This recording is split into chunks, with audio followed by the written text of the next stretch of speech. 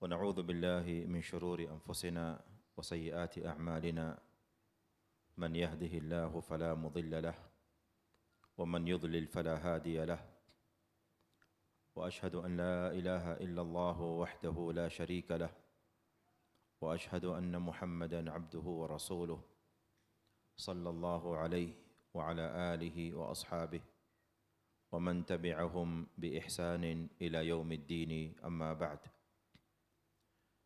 يا أيها الذين آمنوا اتقوا الله حق تقاته ولا تموتن إلا وأنتم مسلمون. يا أيها الناس اتقوا ربكم الذي خلقكم من نفس واحدة وخلق منها زوجها وبث منهما رجالا كثيرا ونساء واتقوا الله الذي تساءلون به والأرحام إن الله كان عليكم رقيبا. يا أيها الذين آمنوا اتقوا الله وقولوا قولا سديدا يصلح لكم أعمالكم ويغفر لكم ذنوبكم ومن يطع الله ورسوله فقد فاز فوزا عظيما. أما بعد، فيا أيها الناس، أوصيكم وأوصي نفسي بتقوى الله، فإنها وصية الله تعالى في الأولين والآخرين. قال عز من قائل: ولقد وصينا الذين أوتوا الكتاب من قبلكم وإياكم أن اتقوا الله. Ndugu zangu Waislamu, ni furaha kubwa ambayo tumshukuru nayo Allah subhanahu wa ta'ala sana kwamba ametupa fursa hii nyingine ya kurudi katika mji huu wa Nairobi, na katika jioni ya leo katujalia Allah subhanahu wa ta'ala kukusanyika na kukutana na ndugu zetu Waislamu kama hivi kwa furaha kubwa. Tunamwomba Allah tabaraka wa ta'ala, kama alivyotukutanisha kwa khairi katika kikao kama hiki, kwa nia nzuri na kwa lengo zuri na kwa ajili ya kujifunza dini yake na kusoma dini yake subhanahu wa ta'ala, pamoja na mafundisho ya mtume wake Muhammadin sallallahu alaihi wasallam, tunamwomba Allah tabaraka wa ta'ala kadhalika atukutanishe sote Waislamu kama tulivyokusanyika hapa, atukutanishe katika pepo yake yaum al-qiyama jami'an wa iyyakum ma'a ahlina wa azwajina wa dhurriyyatina innahu sami'un qaribun mujibu du'a. Kwa hakika, baada ya kuregesha shukrani kwa Allah subhanahu wa ta'ala, kadhalika pia sina budi kuregesha shukrani pia kwa ndugu zetu na ikhwa na asatidha mashayikh ambao wao walikuwa mstari wa mbele kwa hakika katika kufanikisha kikao hiki na darsa hii ya leo, tukaweza leo kukutana hapa kama hivi alivyotukutanisha Allah subhanahu wa ta'ala, wakiongozwa na ndugu yetu akh Karim al-akh Ismail ustadh, ambaye ni mmoja katika maduat wa msikiti huu, mmoja katika wasimamizi, yeye pamoja na timu yake ambayo nina imani walifanya maandalizi mazuri na matayarisho mazuri ili leo kuweza kukutana pamoja kwa siku kama hii. Na hakika kikao hiki kilikuwa tumekitilia nia kwa muda mrefu, na yeye ni shahidi wa maneno haya. Tulitia nia kwa muda mrefu sana ya kwamba Allah subhanahu wa ta'ala atujalie tuje tukutane kama hivi pamoja na Waislamu katika maeneo au sehemu hii inayoitwa Huruma katika msikiti huu. Lakini siku walipotaka na kupanga Allah azza wa jalla kama hii siku ya leo, ndio mambo haya yakawa. Bimashiati llahi ta'ala, katika kikao hiki cha leo na dakika hizi chache ambazo tunazo, takriban dakika kama 45, alafu baadaye tutatoa nafasi kama dakika 10 au robo saa ya kuuliza maswali. Katika hizi dakika tutazungumza insha Allah taala maudhu ambayo nimenuia kuyazungumza katika jioni ya leo, na ni maudhui au mazungumzo muhimu sana. Anwani ya maudhui haya ni al-ikhlas lillahi tabaraka wa taala, ahamiyatuhu wa fadluhu wa fawaiduhu. Ikhlas kwa Allah subhanahu wa ta'ala, pamoja na umuhimu wake na fadhila zake na faida zake. Kwa nini tuzungumze kuhusu ikhlas? Na ikhlas ni kitu gani? Ikhwata al-iman, ikhlas ndio ruh al-ibada. Ikhlas ndio nguzo ya ibada, ndio roho ya ibada. Ibada yoyote ambayo Muislamu anaitekeleza, amali yoyote ya khairi ambayo Muislamu anaifanya, kitendo chochote kizuri ambacho Muislamu anataka kukitekeleza au kukifanya, maneno yoyote mazuri ambayo Muislamu anataka kuyazungumza, na jambo lolote ambalo Muislamu anaazimia kulitekeleza, ni lazima lifungamane na ikhlas. Lakini ma huwa al-ikhlas? Ikhlas ni kitu gani? Wanazuoni wanatuambia al-ikhlasu huwa ifradu Allah ta'ala bilqasdi fi at-ta'a. Ifradu Allah ta'ala bilqasdi fi at-ta'ati. Maana ya ikhlas ni kumfanya Allah subhanahu wa ta'ala kuwa peke yake katika makusudio na malengo wakati wa kutekeleza taa ya aina yoyote. Wakati ule ambao Muislamu anaazimia kutekeleza taa, yani jambo zuri, amali zuri, basi lazima makusudio yake na malengo yake awe anamkusudia Allah subhanahu wa ta'ala peke yake.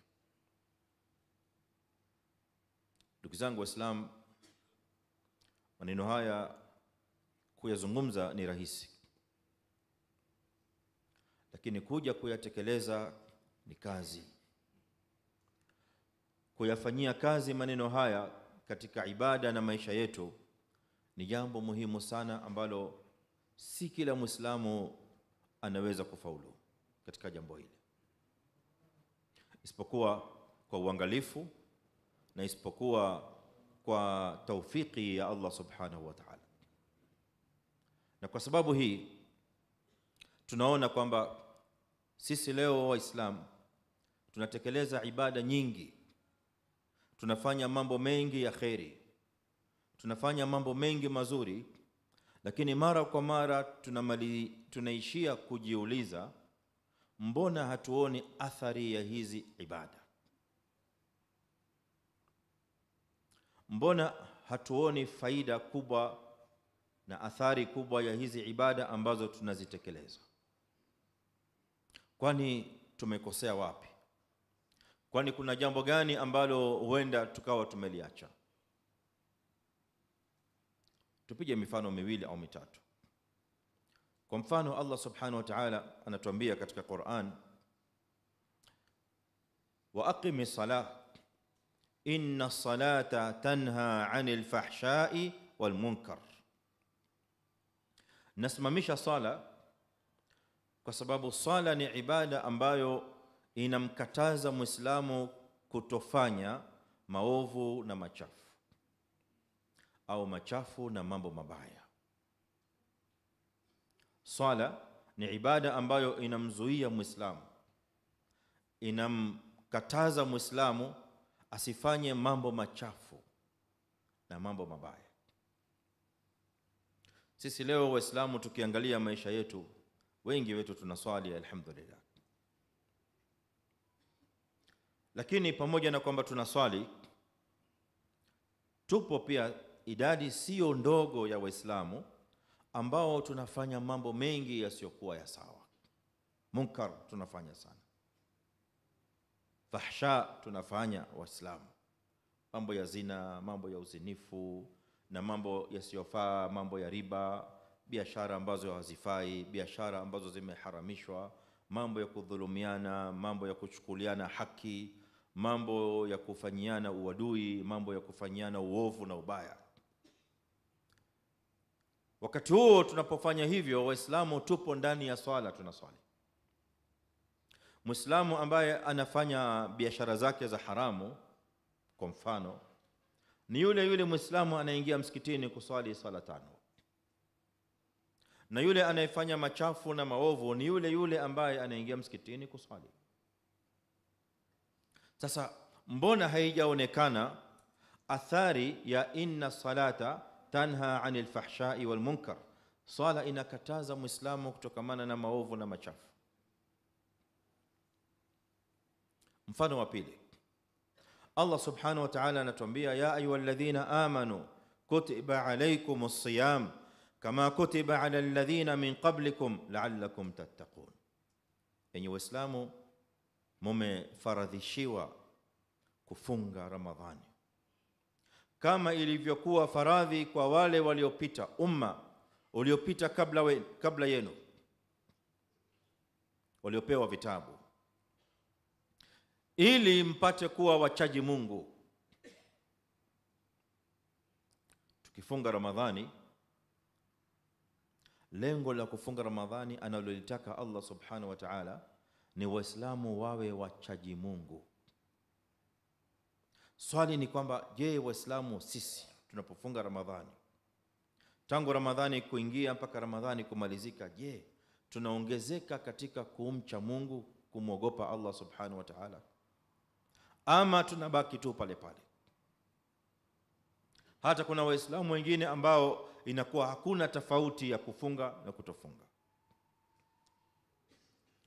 Ukianza kutafuta jawabu ya maswali kama haya, jawabu yake unaanza kuipata katika ikhlas. Zipo jawabu kadhaa, lakini hiyo ndiyo jawabu moja kubwa ya kwanza ya msingi ambayo tunaizungumzia leo, ya kwamba ikhlas ndio roho ya ibada. Ikhlas ndilo jambo ambalo linaweka thamani katika ile ibada, linaitia ile ibada iwe na roho. Ibada ikishakuwa na roho inatoa natija. Ibada ikishakuwa na roho inaleta athari. Ibada ikishakuwa na roho inaonekana matokeo yake katika maisha ya Muislamu. Abu Bakar as-Siddiq radhiyallahu anhu, wakati mmoja aliletewa chakula na mfanyikazi wake. Akala chakula mpaka kamaliza. Kijana wake anayemfanyia kazi nyumbani akamuuliza, ewe Abu Bakar, wewe kila siku nikikuletea chakula huwa unaniuliza hiki chakula kimetoka wapi? Pesa ya hii chakula ulitoa wapi? Mimi nakueleza ndio unakula, lakini hii siku ya leo hujaniuliza. Abu Bakar as-Siddiq akamwambia, kweli leo nimesahau, sijakuuliza. Kwani hiki chakula umekitoa wapi? Kijana akamjibu akamwambia, takahantu inni takahantu fil jahiliyati wala uhsinu alkihana. Mimi wakati wa nyuma, wakati wa jahiliya, wakati wa ujinga, kabla hajatumwa Mtume sallallahu alaihi wasallama, mimi nilijifanya kwamba ni mganga. Wakati sijui mambo ya uganga, lakini nilijifanya kwamba mimi ni mganga. Sasa kuna jamaa walipita pahali katika msafara, wakaulizia kama kuna mganga pahali awafanyie mambo ya uganga. Mimi nikamwambia mimi najua mambo ya uganga. Kwa hivyo nikawafanyia mambo ya uganga na sijui, lakini nikafanya mambo yangu ya mazingaombwe pale, nikawadanganya nikamaliza. Nilipomaliza wakaniambia tutakuona siku nyingine. Sasa hivi leo ndio wale jamaa wameniona, wakanipa ile pesa yangu ambayo niliwafanyia nayo uganga, leo wamenilipa. Hiyo pesa ndio nikachukua nikaenda nikanunua chakula, ndiko hichi chakula ambacho sasa hivi umekila. Abu Bakar as-Siddiq radhiyallahu anhu kusikia haya maneno, alianza kuchukua kidole chake akakiweka ndani ya mdomo, ndani ya koo. Hapo hapo alianza kujitapisha, kutoa hicho chakula alichokula Abubakar Siddiq, khalifa wa kwanza wa Mtume sallallahu alaihi wasallam radhiyallahu anhu. Akaanza kutoa chakula kwa kutapika, anajitapisha anatoa, anajitapisha anatoa, mpaka kijana akaanza kumwonea huruma, akamwonea imani Abubakar ile hali aliyomwona nayo, akamwambia, nakuhurumia ewe Abubakar, mbona unajitia katika hali hii ngumu? Abubakar Siddiq radhiallahu anhu anamwambia, nitaendelea kufanya hivi hata kama roho yangu itatoka pamoja na chakula cha mwisho nilichokula, basi acha itoke, lakini sitoacha chakula chochote ndani ya tumbo langu, hiki ambacho wewe umeniambia, umeniletea. Fa inni sami'tu Rasulullah sallallahu alayhi wasallam yaqul, kwa sababu mimi nilimsikia Mtume sallallahu alayhi wasallam akisema, ayyuma jasadin nabata ala suhtin au min suht fannaru aula bihi, mwili wowote ambao umepata kula chakula cha maharamu, hata kama ni chakula kimoja, au kimekulia katika chakula cha haramu, basi mwili huo, aula kwa mwili huo ni kwenda kuchomwa katika moto wa Jahannama. Ndio maana mimi sikuweza kustahimili chakula hicho kubakia katika tumbo langu. Hapa katika kisa hiki, ndugu zangu Waislamu, nimewatajieni, nimekisimulia ili tuone athari ya ibada kwa wale wema waliopita, kwa sababu ilikuwa inatokamana na ikhlas waliokuwa nayo kwa Allah subhanahu wa ta'ala. Kwa hiyo maana ya ikhlas, wanazuoni wanasema ifradullahi bilqasdi fi ta'ati, ni kwamba katika taa yoyote unayotekeleza awe Allah subhanahu wa ta'ala ndio makusudio yako ya peke yake. Usimkusudie mtu mwingine yoyote katika taa, wala usikusudie lengo lingine lolote katika taa isipokuwa Allah subhanahu jalla jalaluhu. Ma ahamiyatu taa al-ikhlas? Kwani hii topic ya ikhlas, haya maudhui ya ikhlas yana umuhimu gani katika maisha yetu? Yana umuhimu katika maisha yetu kutokamana na kwamba Allah subhanahu wa ta'ala ametuamrisha ndani ya Qur'ani, tunapokuwa tunatekeleza ibada zetu zote ziwe zinakwenda kwa ikhlas, ziwe zimesimama au zimejengwa juu ya ikhlas. Huo ndio msingi wa kujenga ibada. Allah subhanahu wa ta'ala anatuambia, wama umiru illa liya'budu Allaha mukhlisina lahu ad-din, qul inni umirtu an a'budu Allaha mukhlisan lahu ad-din. Huo ndio umuhimu wa hii topic, ya kwamba Allah subhanahu wa ta'ala ni kwa sababu ametuamrisha ibada zetu lazima zijengwe juu ya msingi wa ikhlas. Dini bila ikhlas hamna, ibada bila ikhlas hamna, taa yoyote inayofanywa bila ikhlas hamna. Aya inasema, narudia, wama umiru illa liya'budu Allaha mukhlisina lahu din, watu wote hawajaamrishwa isipokuwa kumwabudu Allah subhanahu wa ta'ala wakiwa katika hali ya kufanya ibada hiyo kuwa ni yake yeye peke yake, mukhlisina. Na Mtume sallallahu alaihi wasallam pia ameambiwa, qul inni umirtu an a'budu Allaha mukhlisan lahu din, sema ewe Muhammad sallallahu alaihi wasallam ya kwamba mimi nimeamrishwa kumwabudu Allah subhanahu wa ta'ala mukhlisan, hali ya kuwa nipo katika ikhlas. Dini ni yake Allah subhanahu wa ta'ala peke yake, na ibada ni yake yeye peke yake. Tukishajua umuhimu wa ikhlas katika dini, ya kwamba ikhlas ndio msingi wa ibada, ikhlas ndio msingi wa Uislamu, hakuna ibada yoyote ambayo inaweza kusimama bila ya ikhlas.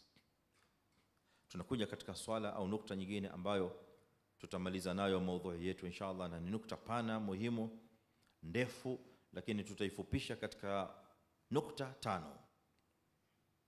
Nukta yenyewe ni ma hiya fadailu al-ikhlas, ma hiya fawaidu al-ikhlas, ni matunda ya ikhlas. Matunda gani? Faida ya ikhlas ni faida gani? Ikhlas inamletea Muislamu faida zipi katika maisha? Ikhlas ina faida kubwa sana katika maisha ya Muislamu, wala sio katika taa peke yake au katika ibada peke yake. Ikhlas inamletea Muislamu faida hata katika maisha yake yote. Faida ya kwanza kubwa ya ikhlas, annahu yaqlibu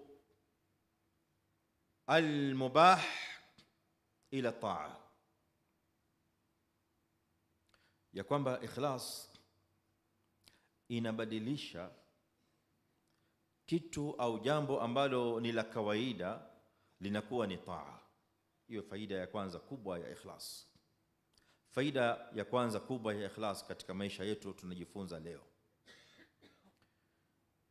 Kuna mambo ambayo Muislamu akiyafanya katika fiqhi, mambo hayo yanaitwa ni mubah. Kwa mfano, kulala ni mubah. Kula chakula ni mubah. Kunywa maji ni mubah. Kufanya mazoezi ni mubah, na mengineo mengi ni mubah. Sasa haya mambo ambayo nimeyataja na hii mifano ambayo nimetaja, kupitia kwa ikhlas, yani ukiwa na nia ambayo ni ya kumkusudia Allah subhanahu wa ta'ala, basi hata yale mambo ya kawaida pia yanageuka yanakuwa ni ibada. Yani inakuwa ule wakati ambao unakula kile chakula chako kinageuka kinakuwa ni ibada. Unafanya mazoezi, yale mazoezi unaweza ukayageuza kwa nia ikawa ni ibada. Kulala unaweza kugeuza ikawa ni kulala kutoka kwenye kulala kwa kawaida, ikageuka ile kulala ikawa ni ibada. Sasa kuna Muislamu ambaye analala usingizi wa kawaida, kisha kuna Muislamu mwingine analala lakini ule usingizi wake anaandikiwa thawabu kwamba amelala. Tofauti ya yule aliyelala usingizi wa kawaida na yule aliyelala usingizi wa ibada ni ikhlas ya nia. Hiyo ndio faida ya kwanza ya ikhlas. Tupige mifano miwili katika hadithi ya Mtume sallallahu alaihi wasallam. Mtume alayhi salatu wasalam atuambia katika hadithi, amwambia sahaba wake, innaka lan tunfiqa nafaqatan tabtaghi biha wajha Allah illa ujirta alayha hatta ma taj'alu fi imra'atik. Mtume sallallahu alaihi wasallam anazungumzia chakula.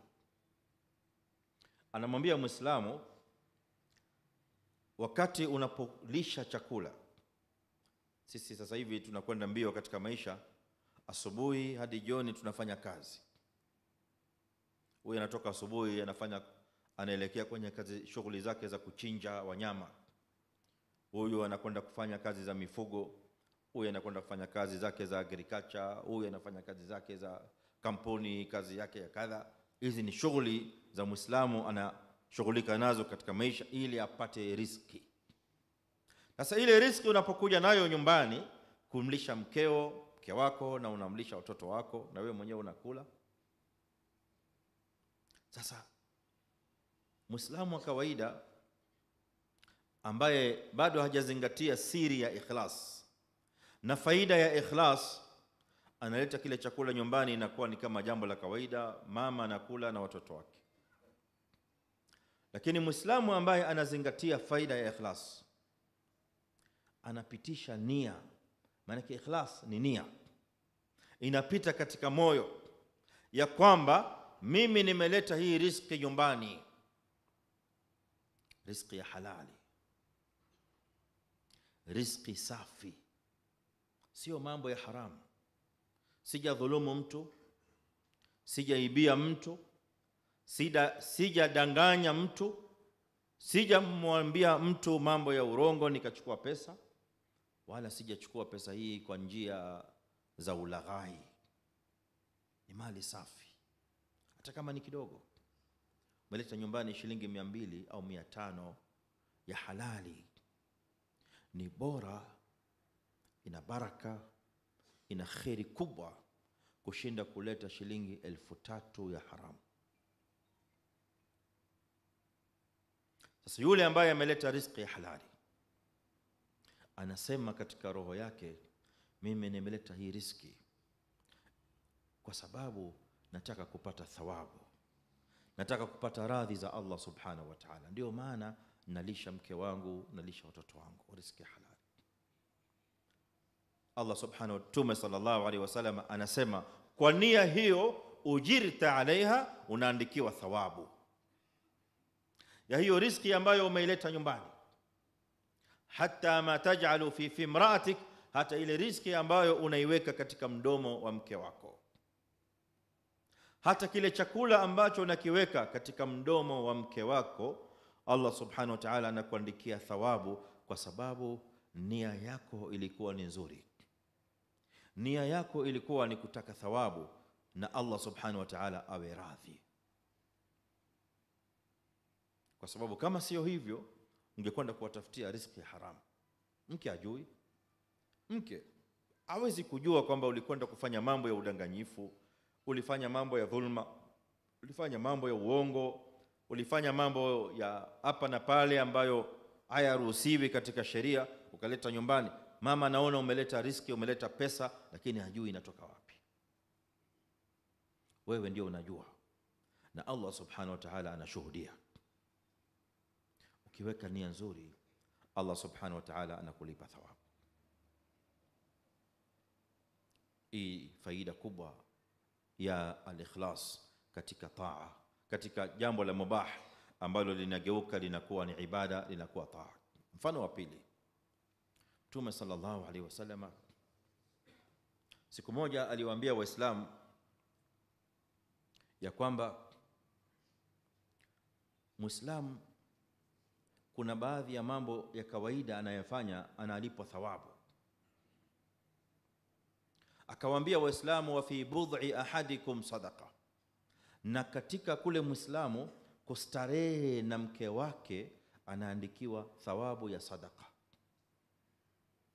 Sahaba kusikia haya maneno radhiyallahu anhum walishtuka, listajabu, wakamwambia, ya Rasulullah, ayati ahaduna shahwatahu wa yakunu lahu fiha ajr, hivi mmoja wetu anastarehe na mke wake, anapata shahwa, wakati anatekeleza shahwa zake, na Allah subhanahu wa ta'ala anamwandikia thawabu? Mtume sallallahu alaihi wasallam akawaambia ndio. Akatoa maelezo kwa nini ndio. Anawaambia, araaitum law wada'aha fi haram, mnaonaje lau shahwa ile angelikwenda au angekuwa ameitekeleza katika haram? Ile shahwa angekwenda kuitoa kwa njia ya haram, alitafuta mwanamke wa haram akazini. Starehe si ile ile? Starehe ya mke wa halali na starehe ya mke wa haram, tofauti yake nini? Ni ile starehe. Shahwa ni ile ile, raha ni ile ile unapata, na tofauti. Lakini tofauti mbele ya Allah subhanahu wa ta'ala kubwa sana, kwamba moja ni halali na nyingine ni haramu. Sasa nawauliza sahaba, angelikwenda kutafuta mke wa haramu akastarehe, si angelikuwa ameandikiwa madhambi ya uzinifu? Sahaba wakajibu ndio.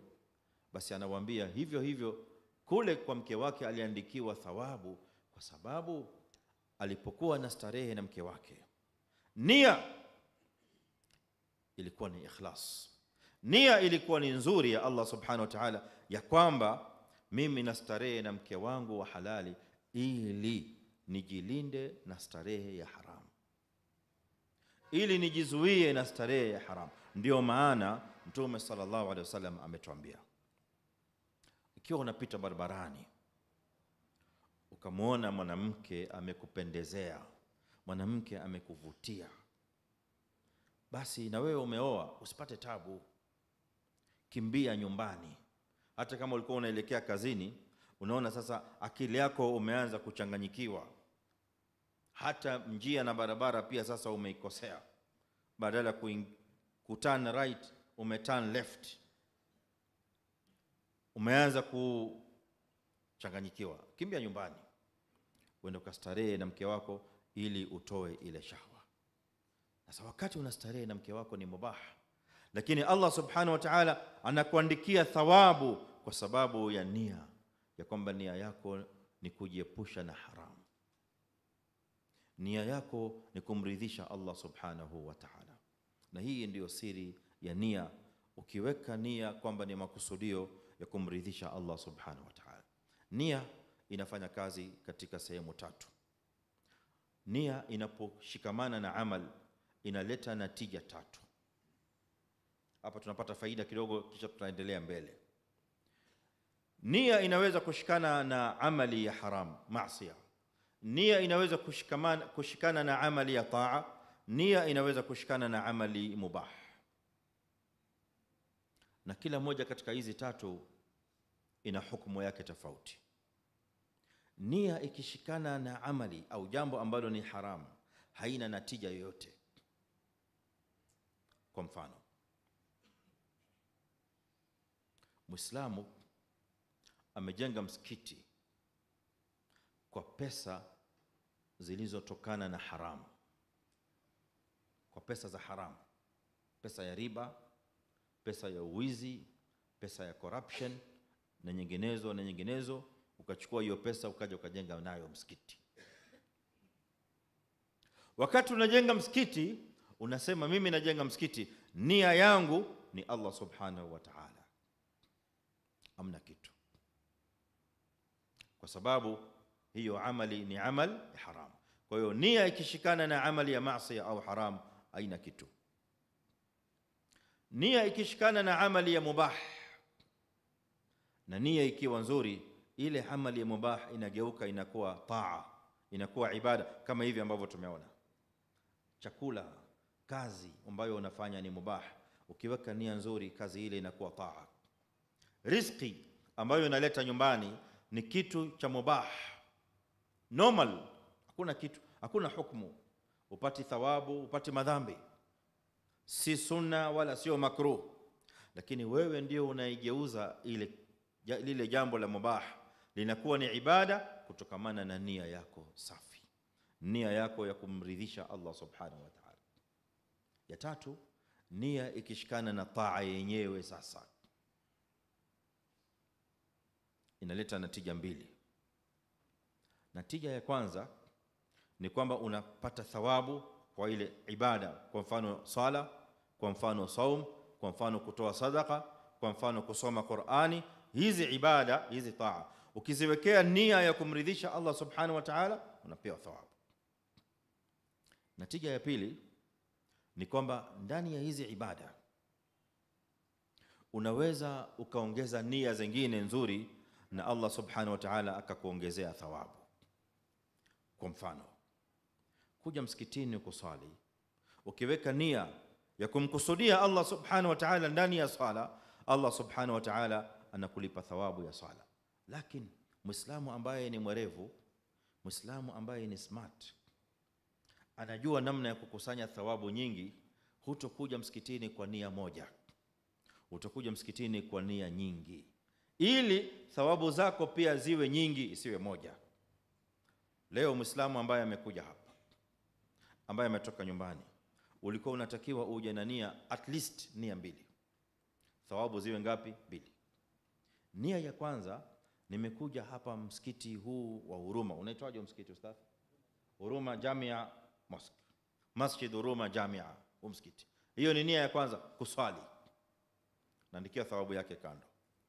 Nia ya pili, ni kwamba baada ya salatul maghrib ndani ya msikiti wa Jamia wa Huruma kutakuwa na kikao cha elimu, kutakuwa na darsa, kutakuwa na mawaidha mazuri ya Uislamu. Nitajifunza dini yangu, nitasikia aya za Allah azza wa jalla, nitasikia mafundisho ya Mtume sallallahu alaihi wasallam. Kwa hivyo nimetia nia kukaa hapo baina ya maghribi na isha, napewa thawabu nyingine ya pili. Muislamu mwingine amepata thawabu ya kuswali, hujatia nia ya kukaa kusikiliza mawaidha au kusikiliza darasa. Mwingine amepata thawabu mbili, mwingine anapata thawabu ya tatu. Thawabu ya tatu ni kwamba wakati huo huo atakutana na ndugu zake wengine Waislamu, atawaona akina Ismail na wengineo, na hawa jamaa mimi sijawaona kitambo. Kwa hivyo nitakutana na ndugu zangu Waislamu, na kule kukutana na Waislamu na kuzuriana ni ibada, unapewa thawabu nyingine. Mwingine anachukua thawabu ya 4, ni kwamba pale msikitini nitakwenda kuangalia kama kuna mtu Muislamu ambaye labda anahitajia sadaka, labda anahitajia usaidizi. Wacha nichukue mapeni kidogo, shilingi 50, shilingi 100. Nikiona Muislamu pale ana haja, nitampatia. Hiyo ni thawabu ya 4. Kwa hivyo umekuja msikitini kuswali swala moja, lakini Muislamu amekusanya thawabu 4, kwa sababu kila unapoongeza nia na thawabu zinaongezeka, na kila unapoongeza katika ikhlas na thawabu zinaongezeka. Wama umiru illa liya'budu Allaha mukhlisina lahu ddin. Faida ya kwanza ya ikhlas ni hii ambayo tumeitaja, annahu yaqlibu almubaha ila at-ta'a. Kwa mifano hiyo ambayo tumeitaja, nataraji itakuwa imefahamika. Tunaingia katika faida ya pili. Faida ya pili ya ikhlas, nia safi ya kumridhisha Allah subhanahu wa ta'ala. Anna al-ikhlasa wan-niyyata as-sadiqa tablughu mablagha al-amali. Ikhlas inamfikisha Muislamu daraja ya kufanya kitendo wakati kitendo kile bado hujafanya. Nia safi inamfikisha Muislamu katika daraja ya kwamba umefanya wakati bado hujafanya. Mtume sallallahu alaihi wasallam anatuambia hadithi ifuatayo ambayo inatoa maelezo ya pointi hii kwa vizuri sana. Anasema Mtume sallallahu alaihi wasallam, hadithi inatoka kwa Abu Umama radhiyallahu anhu, kapokea ashabu sunan: man awa ila firashihi wa huwa yuridu an yaquma min al-layl, yoyote yule ambaye ameelekea kitandani katika tandiko lake ili anataka kulala, yule ambaye ameelekea kwenye tandiko, kwenye kitanda kwa ajili ya kulala, wa huwa yuridu an yaquma min al-layli, na huko ametia nia ya kwamba anataka kusimama usiku kuswali salatul layli, salatu tahajjud. Faghalabathu aynahu hatta yusbih, lakini ikatokea kwamba mtu yule aliyetia nia ya kusimama usiku kuswali, usingizi ukamchukua hadi asubuhi, na yeye alikuwa ametia nia wakati wa kulala ya kwamba mimi insha Allah nitasimama usiku ni swali raka 2, nitasimama leo usiku ni swali raka 4, nitasimama leo usiku ni swali raka 8, and so on and so forth. Lakini ikatokea kwamba umelala, ukiamka ni salatul fajri, unasikia adhan, ukiangalia nimekosa salatul layl. Mtume sallallahu alaihi wasallam anasema kutiba lahu ma nawa, Allah subhanahu wa ta'ala anamwandikia nia, anamwandikia thawabu ya ile aliyotilia nia. Ni kama ambaye tayari umeswali. Wa kana naumuhu sadaqa alayhi min rabbih azza wa jalla, na ule usingizi aliolala, amelala usingizi ule utakuwa ni sadaqa Allah subhanahu wa ta'ala amempatia. Kwa hiyo amepata faida ngapi? Amepata faida mbili kubwa. Faida ya kwanza ni kwamba ameandikiwa thawabu ya yule aliyeswali kamili kwa sababu ya nia ya ikhlas. Wewe hujaswali, lakini Allah subhanahu wa ta'ala anakuandikia thawabu ya kwamba umeswali usiku. Ulitia nia ya kusoma Qur'an usiku, nitasimama niswali raka 2 nisome Qur'an, ukalala mpaka asubuhi. Allah subhanahu wa ta'ala anakuandikia thawabu ya mtu Muislamu ameswali usiku, ameswali tahajjud, amesoma Qur'an. Kutiba lahu ma nawa. Na ule usingizi uliolala unageuka unakuwa ni sadaqa. Allah azza wa jalla amekupa kutoka kwake sadaqa ile, amekupa zawadi. Angalia ni faida na fadhila kubwa sana ya ikhlas, kwa sababu ikhlas inamfikisha Muislamu katika daraja ya yule anayefanya wakati Muislamu huyo bado hajafanya. Ndio maana Mtume sallallahu alaihi wasallam anatuambia, man hamma bihasanatin wa lam ya'malha kutibat lahu biha hasana. Yule ambaye anatia nia ya kufanya jambo zuri, kutia nia ya kufanya ibada, kufanya taa, jambo lolote la khairi, umetia nia peke yake na bado hujafanya, Allah subhanahu wa ta'ala anakuandikia thawabu ya mtu aliyefanya, kwa sababu ikhlas inaleta athari kubwa katika maisha ya Muislamu. Faida ya tatu na fadhila ya tatu ya ikhlas ni kwamba ikhlas inamtoa Muislamu katika shida. Ikhlas inamtoa Muislamu katika dhiki, katika tabu. Muislamu akifanya jambo kwa ajili ya Allah subhanahu wa ta'ala peke yake, ile ikhlasi yake inakuja kusimama kumtoa katika yale mambo ya dhiki yanapokuwa ndani yake na mambo ya tabu. Hiyo ni faida kubwa sana ya ikhlas. Kuna kisa ambacho Mtume sallallahu alaihi wasallam alitutolea katika hadithi, alitusimulia cha watu watatu katika watu wa Bani Israila waliotangulia wakati wa nyuma. Kisa ni kirefu, lakini nitakifupisha ili tuje katika mahali shahid. Hawa jamaa walipokuwa wanatembea, wakaingia ndani ya pango, cave. Wakasema ngoja tuingie hapa tupumzike kidogo, alafu baadaye tutaendelea na safari.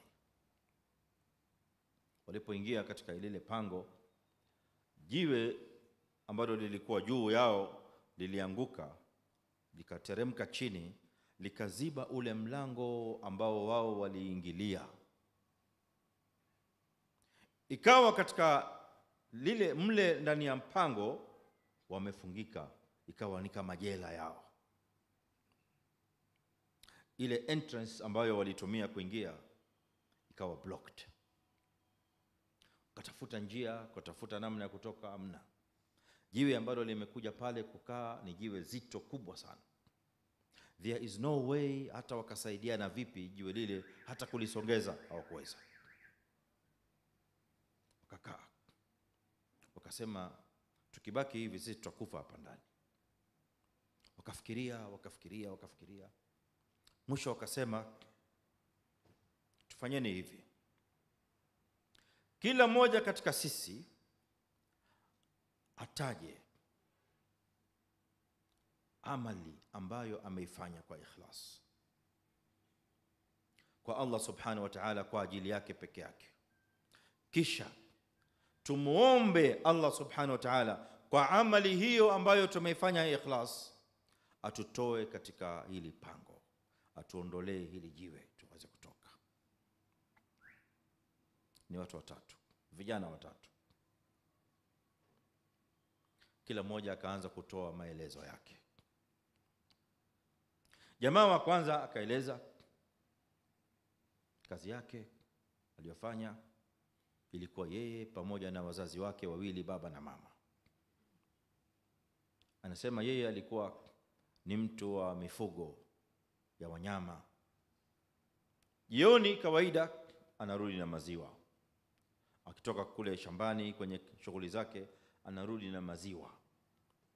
Anasema maziwa ile nikirudi nayo nyumbani, kwanza kabisa na hakikisha ya kwamba nimepita nyumbani kwa wazazi wangu wawili, niwabishie mlango, wafungue, niwapatie maziwa. Sasa ile inayobaki wakishachukua wao wameridhika, ile itakayobaki ndio nachukua napeleka nyumbani kwa mke wangu na watoto. Hii ni kinyume na vile ambavyo baadhi ya vijana leo wanafanya. Baada ya kuoa na ana wazazi wake wawili, kwanza vijana wengine wanatanguliza mke na watoto, alafu wazazi wanakuja baadaye. Haya, huu ni upungufu mkubwa katika tarbia ya vijana wa Kiislamu. Baba anakupigia simu, anakuulizia uko wapi, unamwambia niko busy kidogo with my wife, niko busy kidogo na family. Vijana wengine anaona simu ya mama inakuja inaingia, simu ya baba inaingia, anaangalia hivi, sasa kidogo mimi niko busy na huyu mzee naye anapiga masimu. Huyu jamaa ameliweka wazazi wake wawili mbele. Anasema siku moja nilikuja kuchelewa. Nilitoka kule kazini kule katika shamba, nilitoka jioni, mida inaelekea ya usiku, nitoka kuchelewa. Nikifika nyumbani kwa wazazi wangu, nilibisha, nikaona kwamba wamelala. Angalieni tarbia, angalieni taa, angalieni uzito wa birrul walidaini. Huyu jamaa anasema roho yangu haikuniambia niondoke pale nende nyumbani kwa sababu wazazi wangu wawili wamelala. Basi wacha nende nyumbani nipeleke maziwa kwa mama na watoto. Alisema nilibaki pale, sikuondoka. Nasubiri baba na mama watoke usingizini niwape maziwa. Basi nilisimama hapo, nilisimama hadi asubuhi. Walipotoka usingizini asubuhi wakaniona, mbona uko hapa? Mimi nilikuwa hapa tangu jana na wasubiri niwapatie maziwa. Kwa hivyo anamwambia ya Rabbi, ya Rabb, ikiwa nimefanya hivyo kwa ajili ya ikhlas, kwa ajili yako peke yake, basi nakuomba ewe Rabb, ewe Mola wangu, utusongezee hili jiwe tuweze kutoka. Ile jiwe wakaliona kwa macho likisongea, likasongea, lakini lilisongea kidogo kiasi ambacho bado hakuna mtu anaweza kupita. Akazungumza mtu wa pili. Mtu wa pili kisa chake kilikuwa ni kisa cha ambacho kinawatokea mashabab wa leo.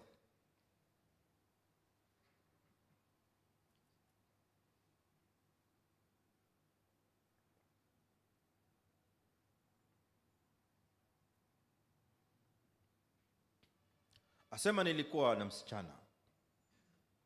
Kulikuwa na msichana ambaye nilikuwa nina nia kubwa na hamu kubwa sana ya kumwoa. Riwaya za hadithi zinasema alikuwa ni binti ammi, msichana wa karibu. Nilikuwa na hamu kubwa sana ni moyo huyo binti. Sikubali, sijaona binti mwingine ambaye amekaa katika roho kama huyo. Kila nikionyesha mwingine, hapana, mimi nataka huyu kwa. Sasa siku moja ikawa kila ninapokwenda kwake nikimtaka ili nikae naye, ili nistarehe naye kidogo, kama yale mambo ambayo baadhi ya vijana wanafanya,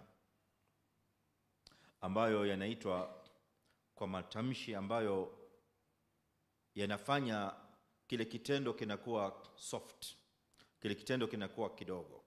Na hii ni mbinu ya shetani. Tutoke kidogo tupate faida. Katika mbinu za shetani, za Iblisi, katika mbinu zake nyingi, Iblisi ana mbinu ambayo inaitwa tasmiyatu almaasi walmunkarat bighairi asmaiha.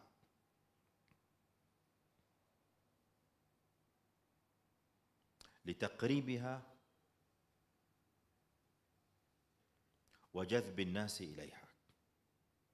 Iblis ana mbinu ambayo inasema ni mbinu ya kubadilisha majina ya maovu na mambo mabaya na mambo machafu, yanabadilishwa majina ili yaonekane kwamba ni kitu kidogo tu, na ili nafsi isione kwamba ni jambo baya. Yani yale maasi hayapewi jina ambayo nafsi ikisikia inasema hapana, hii kitu ni mbaya sana. No, inapewa jina zuri. Hii ni mbinu kubwa ya shetani. Zina kabla ya kuoana inaitwa premarital affairs. Come we stay, lakini ni zina. Qur'ani imeita zina. Wewe ukizungumza zina, nafsi inatingishika ya Muislamu. Qur'ani inatuambia, Allah azza wa jalla anasema wala taqrabu az-zina. Tamko zito sana, lakini Iblis anakuambia it's just a premarital affair. Inafanya inakuwa ni something light. Zina kwa mtu ambaye ameoa inaitwa extramarital affair. Haitumiki tena neno fornication, adultery. Haya ni maneno yanatisha. Affair, hii ni mbinu ya shetani. Yule bwana katika kile kisa akawa anajaribu kufanya alaka ya haram na yule binti. Sasa kila akimwita anakataa, kila akimwita anakataa. Binti amekulia katika tarbia, anachunga heshima yake, anachunga haya yake. Panataka, ukinitaka njoo kwa njia ya kunioa peke yake. Na hivi ndivyo inavyotakiwa uwe msimamo wa kila binti wa Kiislamu. Asikubali mambo ya kuchezewa, mambo ya kuharibiwa haya yake kama mtoto wa kike wa Kiislamu, mambo ya kuharibiwa jina lake kama mtoto wa kike wa Kiislamu, mambo ya kuharibiwa heshima yake kama mtoto wa kike wa Kiislamu. Yule kijana ambaye anatembea na binti wa Kiislamu baada ya kuwa amechoka kumchezea hivi na pale, kisha mwishowe anaona kwamba hapana, huyu hafai kuwa my wife kwa sababu nishafanya naye vitu vyote hivi. Anakwenda kutafuta another wife, anamdisqualify, akisahau kwamba yeye ndiye alikuwa sababu ya hiyo disqualification.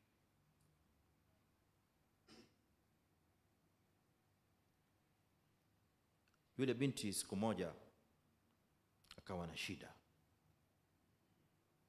anataka pesa. Huyu bwana akajua kwamba yule binti ana shida ya pesa.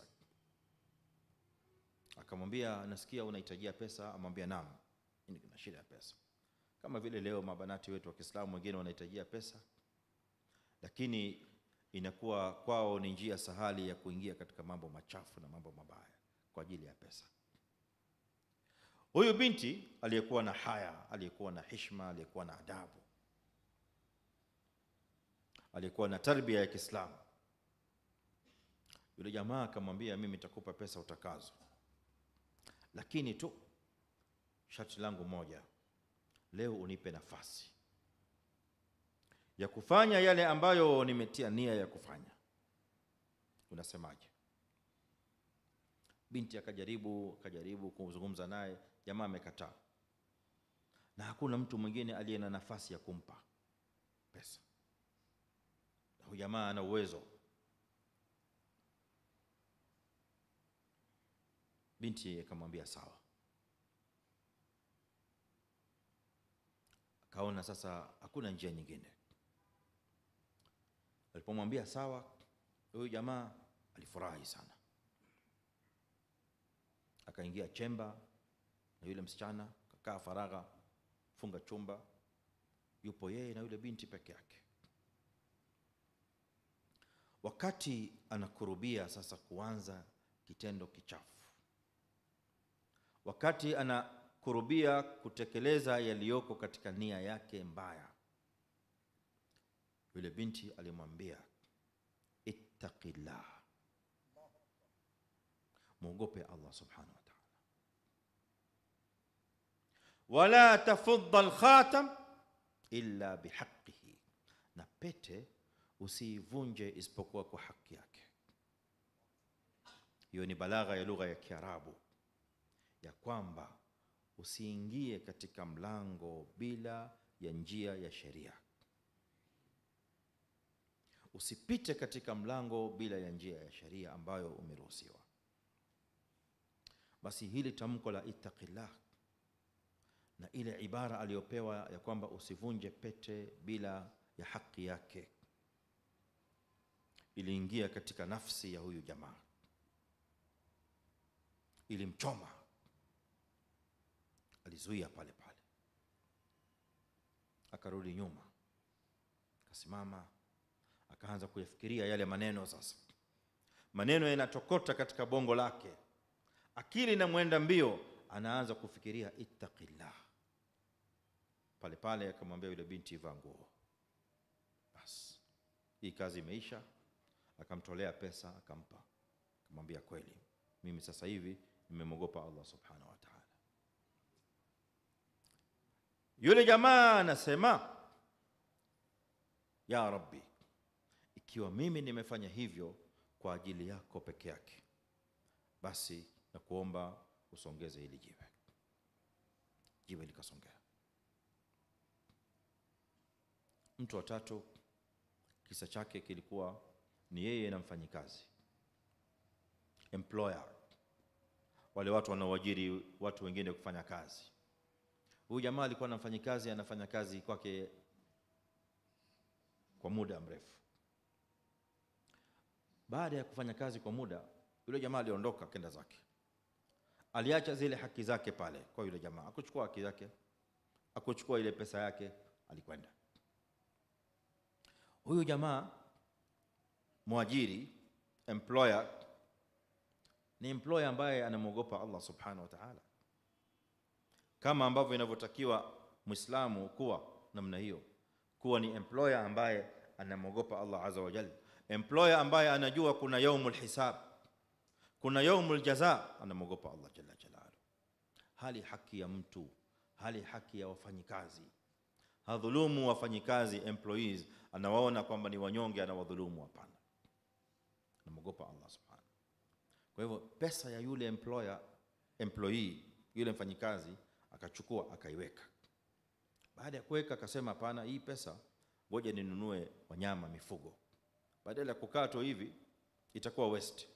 Akanunua wanyama, mbuzi, kondoo, hivyo ng'ombe. Wale wanyama kidogo ambao amewanunua kwa ile pesa, wale wanyama wakaanza kuzaana, wanazaana. So yule jamaa akija baada ya muda mrefu, akija kwa yule jamaa, akampata yule employer wake yuko vile vile. Akamwangalia, amwambia, wewe unanikumbuka? Akamtizama, akamwambia, nakumbuka, wewe ni mtu fulani. Akamwambia, alhamdulillah, nafurahi sana umenikumbuka. Unakumbuka mimi nilikuwa na haki yangu hapa sikuchukua? Akamwambia, ndio nakumbuka, uliondoka, uliacha haki yako hapa. Ambe sasa leo nimekuja kudai haki yangu, naomba unipe. Employer anamwambia njoo, leta mkono. Akamshika mkono, akaenda naye katika shamba. Amwambia simama hapa, unaona hawa wanyama kuanzia hapa mpaka kule mwisho, hawa wanyama wote hawa ni wanyama wako. Hii mifugo yote ni yako, hii mbuzi, ng'ombe, kondoo, yote hii yote ni yako. Yule jamaa anakumbuka kwamba pesa yake ilikuwa ni kidogo. Akiangalia ile mali aliyooneshwa, anajua hii haiwezi kuwa mali yake. Anamwangalia yule jamaa, anamwambia my friend, unanifanyia mzaha, unanifanyia jokes. Mimi nimekuja nadai haki yangu, I'm serious. Wewe unanifanyia mambo ya maskhara, unanifanyia mambo ya mzaha.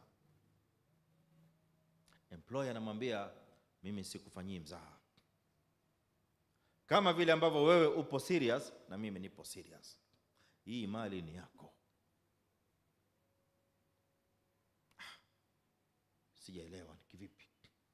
Amwambia ulipoondoka ile mali kidogo uliacha, mimi nikanunua wanyama kwa ile pesa yako. Wale wanyama nikawaweka katika ile boma, wakawa wanazaana mpaka leo imekuwa hawa wanyama wamefika mamia ya wanyama, wote ni wako. Ule muda wote hawa wanyama wako hapa wanazaana, na mimi naangalia. Najua ipo siku unaweza kutokea utachukua mali yako. Kwa hivyo chukua mali yako hii, twende nayo. Jamaa alitoa machozi, analia. Yaani hivi katika dunia hii kuna watu waaminifu kiasi hichi? Kuna watu wanamwogopa Allah subhanahu wa ta'ala kiasi hichi? Jamaa akasema, ikiwa ya Rabbi nimefanya hivyo kwa ajili yako peke yake, basi tunaomba na kuomba utusongezee hili jiwe. Lile jiwe likasongea, likaanguka. Ndipo jamaa wakaweza kutoka. Faida kubwa ndugu zangu ni hadithi hii ni kwamba ikhlas ni silaha kubwa ya kumkinga Muislamu wakati wa shida, wakati wa dhiki. Hawa jamaa watatu Allah azza wa jalla aliwatoa katika shida, aliwatoa katika dhiq, aliwatoa katika balaa na msiba ule waliokuwa nao, kwa sababu walikuwa na ikhlas ndani ya amali yao aliyofanya kwa ajili ya Allah subhanahu wa ta'ala. Nitasimama kidogo kwa ajili ya adhan ya Isha, naona wakati umefika, alafu tutaendelea inshallah.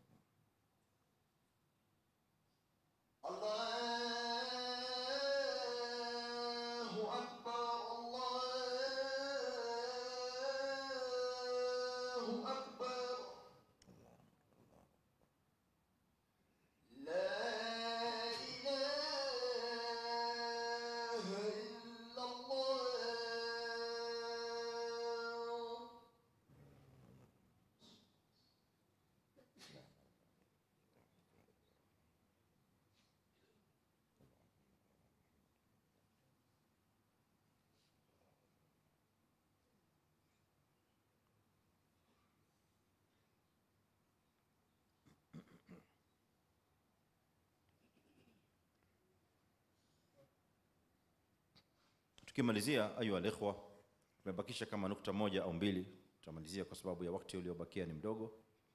Alafu tumetoa ahadi pia labda tutapokea baadhi ya maswali kidogo.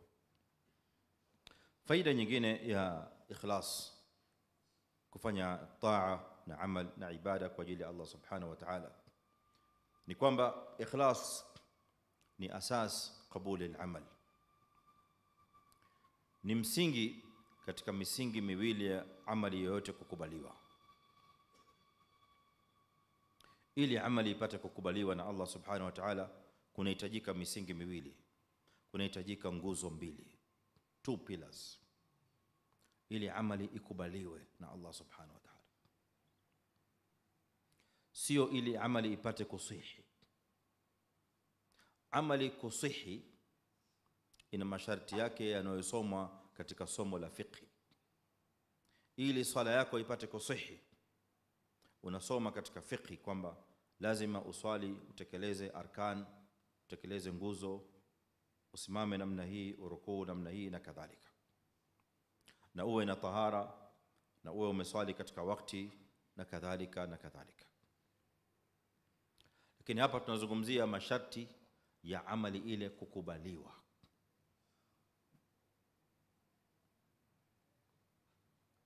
Nazo ni asas mbili, nguzo mbili. Ya kwanza al-ikhlas, na nguzo ya pili inaitwa al-mutabaa. Na maana al-mutabaa ni kufuata katika amali ile na katika taa ile namna tulivyofundishwa katika Uislamu. Dalili ya maneno haya ni hadithi ya Mtume sallallahu alaihi wasallam. Aliulizwa Mtume sallallahu alaihi wasallam siku moja, ya Rasulullah, araaita rajulan ghaza yaltamisu dhikra wal ajr au al ajra wal dhikr, unasemaje ya Rasulullah, ewe Mtume, kuhusu mtu ambaye ameingia katika jihad, amekwenda kwenye jihad kupigana vita kwa ajili ya Allah subhanahu wa ta'ala fi sabilillah, lakini ana nia mbili, ana malengo mawili. Lengo la kwanza ni ajri, thawab. Lengo la pili ni adhikr, apate kutajwa, apate kusifiwa ya kwamba yeye ni shujaa. Unasemaje kuhusu mtu huyo? Mtume sallallahu alaihi wasallam akajibu, la shay'a lahu, ana kitu. Swali likarudiwa tena mara ya pili, ya Rasulullah. Jamaa wanahakikisha, je, hili swali limefahamika vizuri kwa Mtume? Mara ya pili, araaita rajulan ghaza yaltamisu al-ajra wa dhikr, ma lahu, mtu ambaye ameingia katika vita, katika jihad, lakini anataka ajri pamoja na kusifika, anataka thawabu pamoja na sifa. Huyo jamaa anapata thawabu vipi? Anapata thawabu kiasi gani? Ma lahu ay ma lahu min al-ajr. Mtume sallallahu alaihi wasallam akarudia jawabu yake, la shay'a lahu, hana kitu. Swali likaulizwa mara ya tatu. Sahaba anataka kuhakikisha hili swali na hii jawabu imelingana hakika kabisa. Huenda labda ikawa Mtume kuna neno hajasikia vizuri. Mara ya tatu, ya Rasulullah, araaita rajulan ghaza yaltamisu al-ajra wa dhikr, mtu anatafuta thawabu pamoja na sifa zote mbili pamoja katika jihad, huyo analipwa vipi? Mtume akajibu jawabu yake ile ile, la shay'a lahu, hana kitu. Baada ya jawabu ya tatu, sasa Mtume anasoma sheria inayoeleza kwa nini hana kitu. Anasema sheria inasema, qaida inasema, inna Allaha la yaqbalu min al-amal illa ma kana lahu khalisa, kwa sababu Allah subhanahu wa ta'ala hakubali amali yoyote isipokuwa amali ambayo ni khalis yake yeye peke yake. Ukifanya ibada yoyote ambayo ndani yake kuna malengo mengine, na hiyo ni ibada mbele ya Allah subhanahu wa ta'ala, kwa sheria hii aliyoitaja Mtume sallallahu alaihi wasallam, huna kitu. Na hiyo ni faida na fadhila kubwa sana ya ikhlas, kwamba ni asas, ni msingi katika misingi miwili ya amali kukubaliwa. Fadhila ya tano ya mwisho tunamalizia nayo kwa sababu ya wakati umemalizika. Fadhila ya tano ya ikhlas, ndugu zangu Waislamu, ni kwamba ikhlas ni katika mambo matatu ambayo yanatoa katika moyo wa Muislamu, yanaondoa katika moyo wa Muislamu chuki na bughdha na roho chafu juu ya Waislamu wenzio na Waislamu wengine. Haya niliyotaja ni katika maradhi ya moyo. Moyo wa Muislamu au moyo wa mwanadamu yoyote huwa unafikiwa na baadhi ya maradhi. Mfano maradhi ya chuki, mfano maradhi ya hasad, maradhi ya bughdha, maradhi ya kuwa na roho mbaya na Muislamu mwenzako. Sasa moja katika mambo matatu ambayo Mtume sallallahu alaihi wasallam alitaja kwenye hadithi ya kwamba yanaondoa chuki, inakuwa roho ya Muislamu haina chuki, roho safi, roho nzuri, haina hikdi na watu, haina bughdha na watu, haina hasadi na watu. Yule ambaye Allah azza wa jalla kamruzuku elimu, roho safi. Yule ambaye Allah azza wa jalla amemwenua kampa jina zuri, Muislamu unakuwa na yeye roho safi, huyu ina chuki na yeye. Kwa nini fulani amefanywa hivi? Kwa nini fulani amepewa hivi? Kwa nini fulani Allah azza wa jalla amemfungulia biashara? Mbona fulani amejenga? Mbona fulani watoto wake wamefaulu, wameenda university, mimi watoto wangu hawajafika university? Unaanza kujenga chuki, unaanza kujenga hasadi, unaanza kujenga roho chafu. Haikusaidii kitu.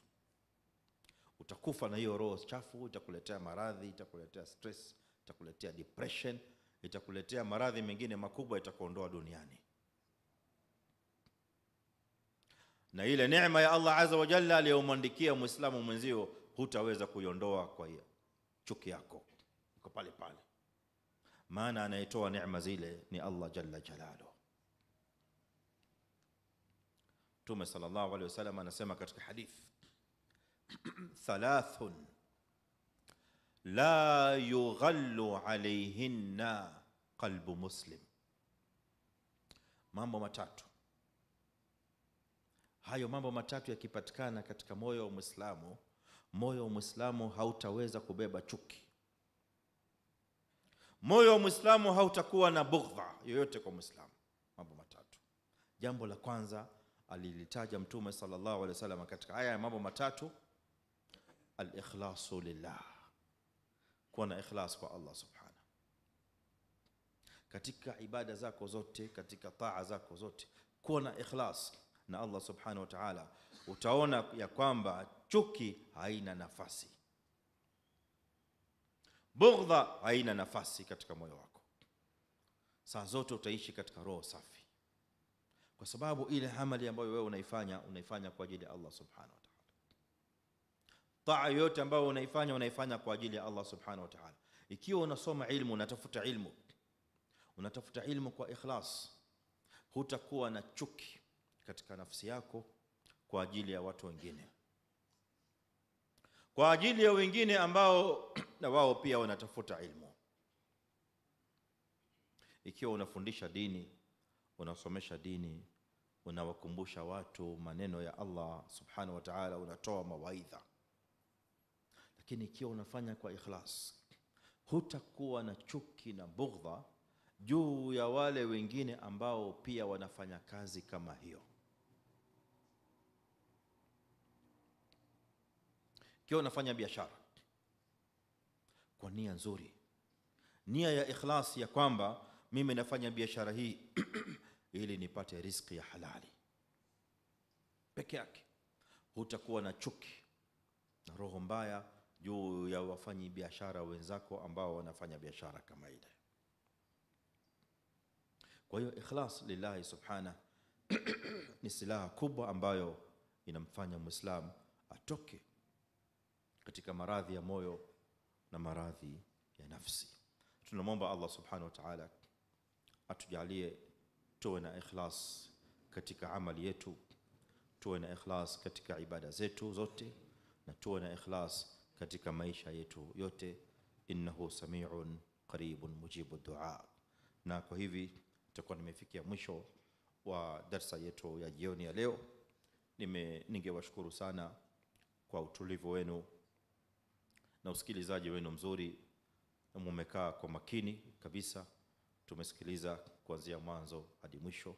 Allah subhanahu wa ta'ala awalipeni ajr na ajalie amali hii iwe khalisan liwajhihi alkarim. Sasa hivi kama tulivyoahidi, natoa kama dakika 5 tu hivi au 6, maswali mawili matatu, kwa sababu najua tukija katika safari kama hizi huwa watu pia wana hamu ya kuuliza baadhi ya maswali.